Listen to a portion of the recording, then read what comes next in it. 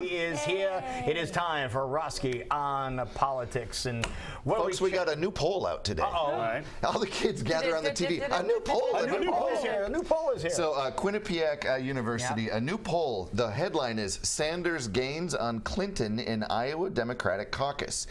It was 60% to 15%. He was in second place. Now he is on the rise. She's still getting 52%. He's polling it now 33%. Wow. So that's a substantial jump, yeah.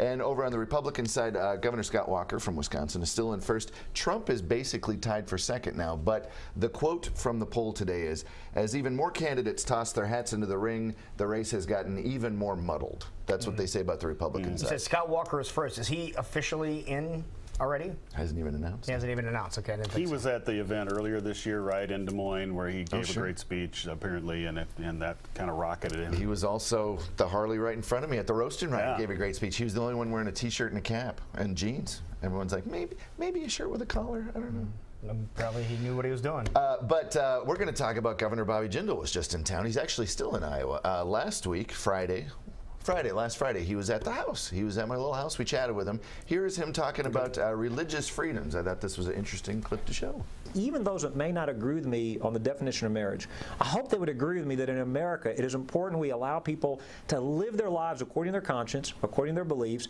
especially when they're not hurting anybody else. And I think that's the next step in this battle. This isn't going away. This is simply the next step in the assault on religious liberty. The scenario you're talking about in regards to religious freedom deals with Christians not wanting to, say, cater a same-sex wedding. Would your same religious freedom, would that transfer to, say, a Jewish caterer doesn't want to cater a Christian wedding? Is it religious freedom across the board? So a couple of things. I know folks love to come up with hypothetical examples. I'm not aware of any Jewish belief that says they're not allowed or shouldn't cater a Christian wedding. So the reason this is important, because they won't serve pork at the reception. Well, sure. How about that? Well, look, how about that? I want pork at the reception. The Jewish caterer says no. Absolutely. And in America, you should have that right. I'm not going to a Jewish deli. So you completely support their right to Two things. That. Absolutely. Okay. And the opposite would be the government going to a Jewish deli and saying, you may not want to serve bacon. This comes from a guy that has a bacon drawer in his house. Now, but this is America. If you want pork at your wedding, go find a caterer that sells pork. Why violate that person's rights? Why make them offend their own religious beliefs? That's the beauty of America, this diversity of belief, and we respect each other's right to live our lives without government bullying us. So big thanks to Henry Goodwin and the Governor Jindal staff. Governor Jindal brought his wife as well, and just had a lovely visit. We actually had real Iowans, real authentic Iowans in the audience. Eric Branstad was there, and some other folks asking questions. So you know, I have an old house that doesn't have central air, so by the end of it, we were all drenched in sweat. But well, he's anyway, from Louisiana. That's exactly what he said. He goes, "You want hot? Come where I live." So anyway, he couldn't have been a nicer house guest. So thanks him so much for coming over. And of course, this is standing invite to presidential candidates. The door's always, well, the door's not always open, but the door's always open. Sometimes you forget and leave it open. To a house that doesn't have air conditioning and the dead heat of summer. That makes a lot of sense, Roske. Absolutely. Come on over. Yeah, come over and sweat for a while. So, as you know, we have been making the sequel to my little show, Chasing the Hill was the original. The sequel's called Courting Des Moines. Well, the original, Chasing the Hill, is now on Vimeo. So I wanted to show the trailer. You know, I realized that we've never even shown the trailer on this show. So here's the original. The sequel's called Courting Des Moines. It's all about the caucus race. But this is the original. It's called Chasing the Hill. You'll recognize actors like Richard Schiff played Toby on The West Wing. You'll see it starts with Governor Gray Davis of California. You'll also see Governor Ed Rendell. You'll see Lawrence O'Donnell, who's got his own show on MSNBC. You'll see the new, well, at the time, the new Governor of Virginia, Terry McAuliffe, and a bunch of other folks. So here's the trailer for the now available on Vimeo on demand. I actually think a lot of honest people get elected, and I think many, maybe most people in government come in with the motivation to do the right thing. Unfortunately, that doesn't make for interesting reading, and so you don't hear too much about them.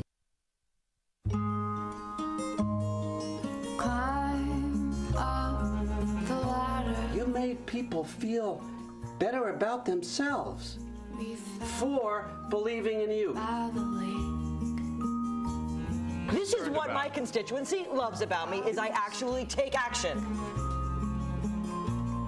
She's not going to have the guts to talk about it. Look, I'm just saying you don't stick your flagpole here. We're trying to prep for a debate here, okay? Yes. Gun control can only hurt us. It can't help us. It could kill us, though.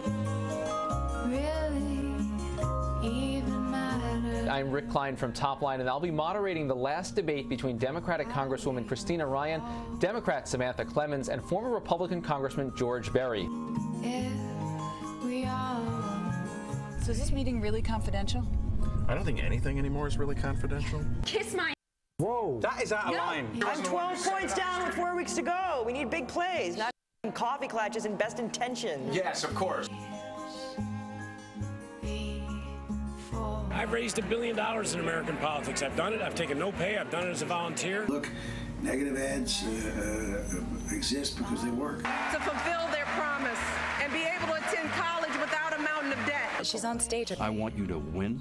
I want you to get in there. I want you to kick the out of the fringe on both sides and get these people talking again. It's time to live more with faith and less with fear, and with an abiding confidence that we can overcome the strongest barriers between us and teach us that we are truly brothers and sisters. Good luck tonight, Christy. Thank you. I'll be watching.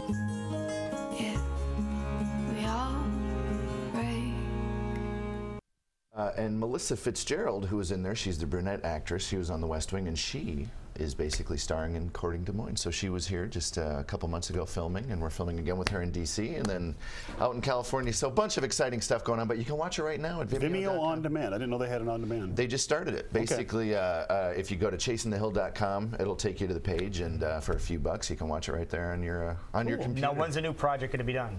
Courting Des Moines, well, that's an interesting question. We still have filming to do.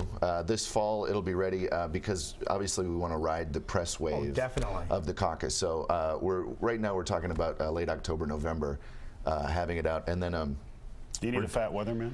We're absolutely, but we're working with a theater in Los Angeles right now to get it qualified for the Oscars. So excited about that. Cool. All we got to do now is make the movie. You know, there's one little obstacle. That's all. But this Sunday you'll see more of the whole episode is Governor Jindal at the House. So this Sunday, Roske on Politics, the whole episode is from there, and basically it starts with him giving some remarks.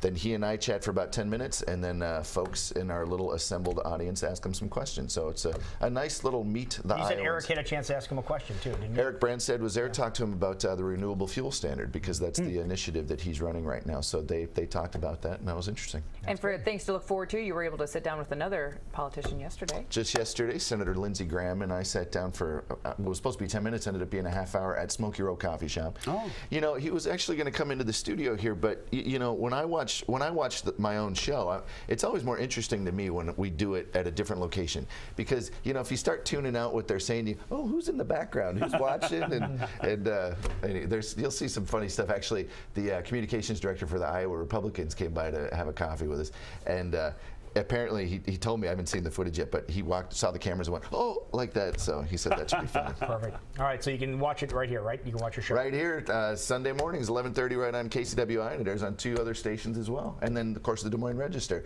A bunch of opportunities to see the show. You can't turn TV on without seeing Roske. Okay, just so you know.